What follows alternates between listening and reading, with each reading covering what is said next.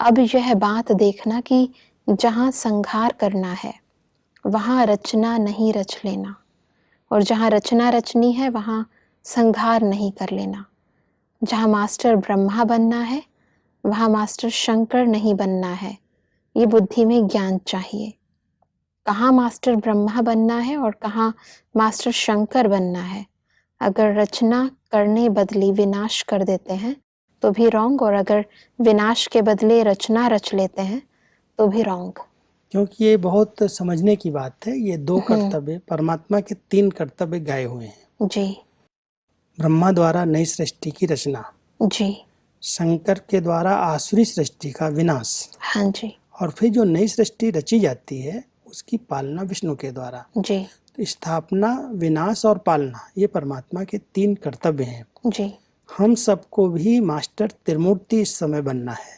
हाँ जी अच्छे संकल्पों की हम रचना करें, उनका संहार न कर दें, उनको हम स्टॉप न करें। जो अच्छे अच्छे विचार आते हैं, क्रिएटिव विचार आते हैं, उनकी हम स्थापना कर रहे हैं। जी अंदर अंदर उनका चिंतन करें, उनको विस्तार में ले आएं और उसमें रमण करें।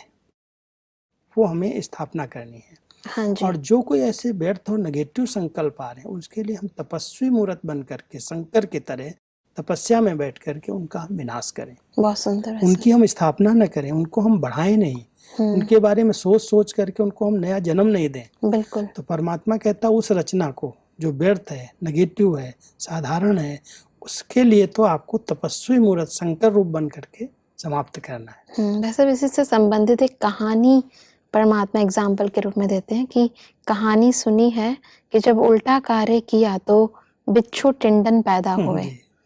और यहाँ भी अगर संहार के बजाय उल्टी रचना रच ली तो व्यर्थ संकल्प बिच्छू टिंडन मिसल बन पड़ेंगे। हाँ, वही रचना जैसे शंकर के लिए कहते हैं कि शंकर जी ने ऐसे कुछ कर किया जो उनके द्वारा बिच्छू टिंडन पैदा हो गए। जी जी जी तो परमात्मा कहता है बिच्छू टिंडन माना कि दुखदायी संकल्प, जी नेगेटिव व्यर्थ संकल्प, वही ओके हमको काट रहे हैं, वही बिल- हमको परेशान कर रहे हैं, वही हमको शांति से रहने नहीं देते। तो ऐसे जो बिच्छू टिंडन की रचना है, जब कोई भी संकल्प साधारण चलता है, व्यर्थ चलता है, तो ये रचना हो जाती है। बिल्कुल और वो रचना हमारे ही संकल्पों की हमको परेशान करती है।